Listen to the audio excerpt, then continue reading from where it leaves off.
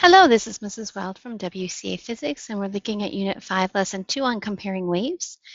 The keywords for this unit are amplitude, electromagnetic wave, frequency, a longitudinal wave, mechanical wave, transverse wave, just regular old wave, and wavelength.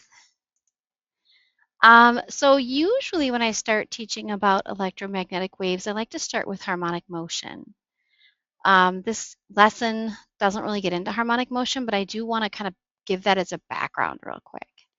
So when you think about a harmonic motion, I want you to think in terms of some sort of motion that's repetitive. Probably the most used one in physics is the motion of a pendulum. So here we have a pendulum that is swinging. And the pendulum, we could start it here, kind of like a swing, and then just let it go. And it'll swing through the 0 point, through the -10 point, and then back to where it started. I can also graph that motion. When I graph the motion of a pendulum, starts at +10, goes down to -10, and then back up to +10, I look like I have a wave that has been graphed, right? So graphing a swinging pendulum or a graphing harmonic motion resembles a wave. Um, when we look at the swing of the pendulum, we can kind of analyze a couple of different things, right? So first of all, when you go from the starting point back to the starting point again, you can time how long that takes. And the time it takes to make one swing is called the period. Oops. Ha. And usually that's measured in seconds, okay? We can also time how many of those swings we can get per second. So swings per second or oscillations per second is probably better, is equal to the frequency. So frequency is defined as cycles per second. And that cycle is one cycle of harmonic motion. We give the shortcut name of hertz to frequency. Hertz is one cycle per second. So the units that we're using here for both are seconds, right? When we look at waves, a wave is a type of harmonic motion, but not all harmonic motion is categorized as a wave. A swinging pendulum isn't a wave, even though when I graph harmonic motion, you can see that the wave function, right?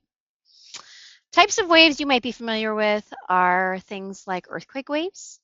We don't really have earthquakes here in Wisconsin, but if you lived in an area that had more earthquakes, you would be much more familiar with that.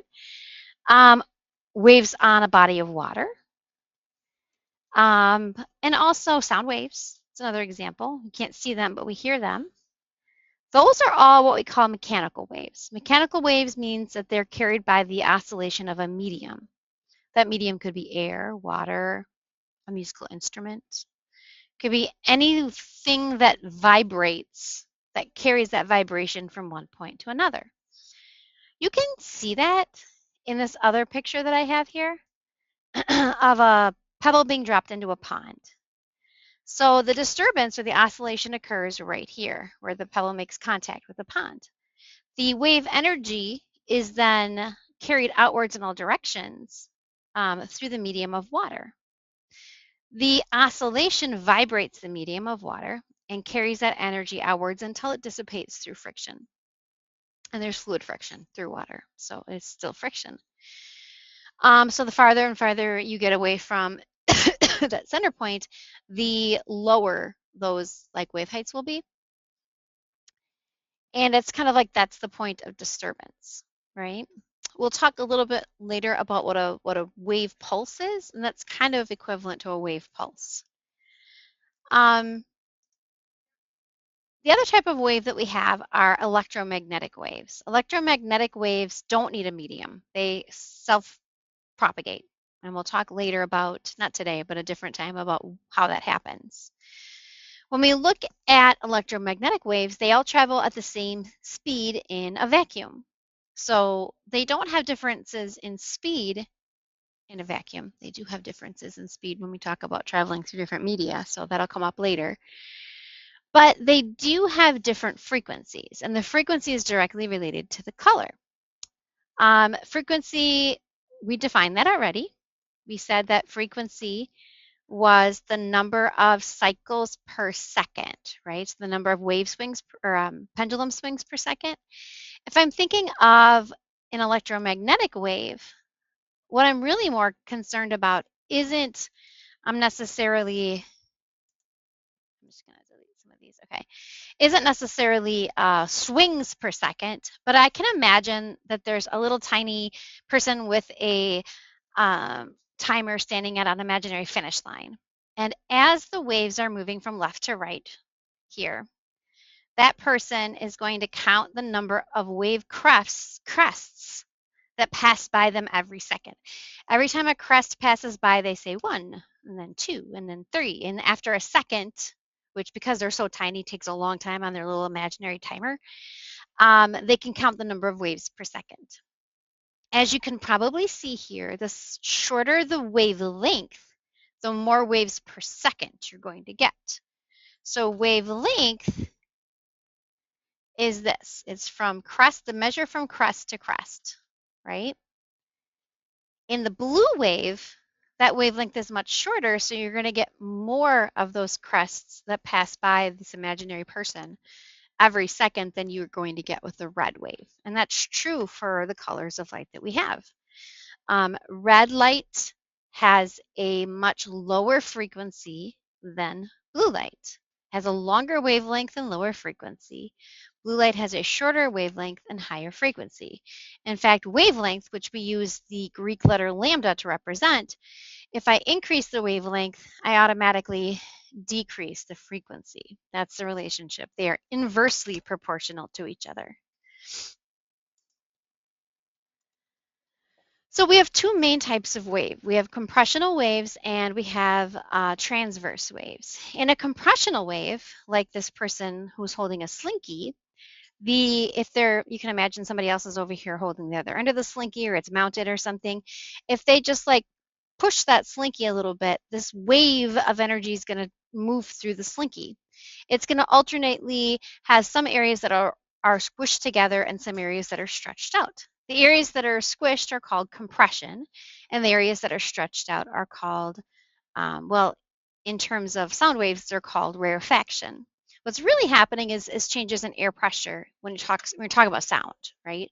So sound, you have differences in air pressure. Areas where the air is pressed closer together, the molecules, that's going to be a higher pressure. And areas where there's less air molecules, fewer air molecules, that's a lower pressure. So you get changes in pressure that's occurring. The other type of wave is known as a transverse wave, and like water waves and electromagnetic waves are transverse waves. With transverse waves, you have the direction of oscillation is going to be, actually goes with the top guy. I'll use the bottom guy here. The direction of oscillation is perpendicular to the direction of propagation. Very fancy words to really mean that it's oscillating up and down, but it's moving from right to left, or left to right in this case, okay? With my compressional wave, it's oscillating back and forth, and it's moving back and forth. So it's oscillating and moving in the same direction.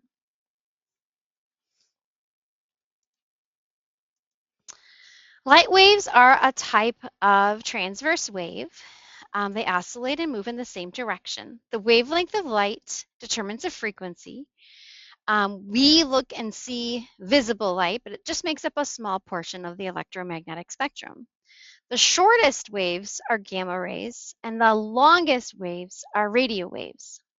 Wavelength and or frequency is also related to energy. So the shorter the wavelength, the higher the energy. I should probably put that on here too. Okay.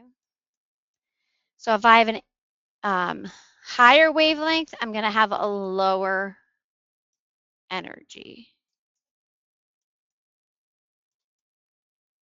So Sorry, using my mouse, so I'm right like a kindergartner. So what you see here is that very long wavelengths like radio waves are very low energy waves. But very short wavelengths like gamma rays have a lot of energy. So much energy, in fact, that they'll pretty much kill you. So you don't want to do that. You don't want to be messing with those waves. Even X-rays, X-rays can penetrate until they get to your bones, so they can cause damage to your DNA and cancer, and that's why they, typically limit your exposure to X-rays and have you wear like lead aprons and stuff like that. We've already mentioned wavelength. We mentioned crest. The opposite of the crest is the trough. You can also look at the height of the wave from the midpoint, the 0 point, into the maximum oscillation, and that is your crest. So those are kind of like the components of the wave. We've talked about transverse and longitudinal waves. And I think that's pretty much it. The second segment of this deals with a simulation using PhET. So please go ahead and go through that, use it, play with the waves, the different kinds of waves, the different parts of the wave, different wavelengths and frequencies, and kind of see how that works. But that should kind of give you an overview of the lesson. And I'll see you in the next one. Have a great day.